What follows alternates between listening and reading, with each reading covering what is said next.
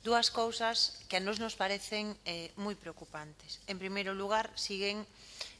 minimizando a situación de discriminación da lingua galega e presentando isto como un problema puntual, cando vostede sabe que no ámbito laboral hai moitos problemas relacionados co uso do idioma e que no ámbito social a situación do galego e do castelán non están en igualdade, e isto é un feito, digamos, máis extremo que o que pone que o que retrata é a realidade que existe neste país, onde se dan situacións que son inconcebibles nun país onde a lingua estivera normalizada, non que un centro emita unha circular proibindo o uso do galego nas clases. Sorpréndeme tamén que a vostede lle pareza satisfactorio a decisión que adoptou este centro, que en todo caso non retirou esa circular,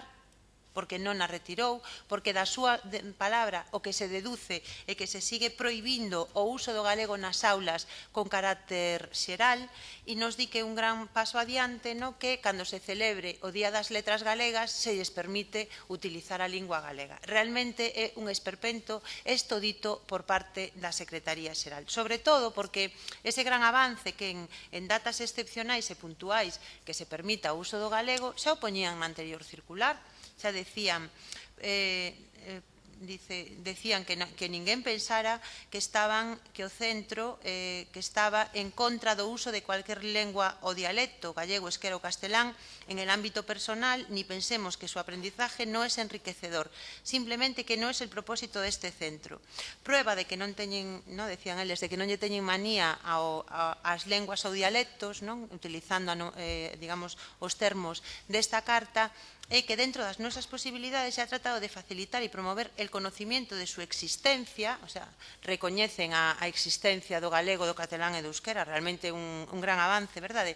Y al menos en lo que respecta a nuestra lengua, precisamente a través de su uso excepcional y puntual, y esto poñeno encomillado, tal y como hasta ahora se ha venido efectuando sin incidencia alguna, lo que es pertinente señalar. É dicir, que a normalidade que eles defenden e que vostede parece ser que ampara é que o galego este excluído. E a vostede, ademais, parecelle ben que se fa unha separación lingüística neste centro en relación co idioma, porque logo van a facer unha aula onde podrán ir los que quieran aprender gallego. A verdade,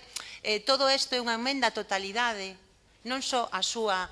Secretaría Xeral, sino que o que tamén unha manifestación da doble moral que ten este goberno en relación con cuestións deste tipo. A nos parécenos que o vostede único que fixo foi reunirse, e a partir de aí non hai ningunha actuación real por parte da Secretaría Xeral de Política Lingüística. E o máis grave é que aceptan que todo siga igual.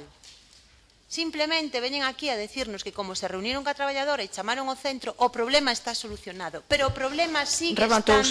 aí presente. E a nos vale de nada que manden 2 ou 3 libros en galego a unha biblioteca, que é o que fixeron unha vez que se coñeceu esta denuncia. Por lo tanto, nos o que decimos é, se hai unha legalidade, se hai un estatuto de autonomía que di que os poderes públicos, vostede é unha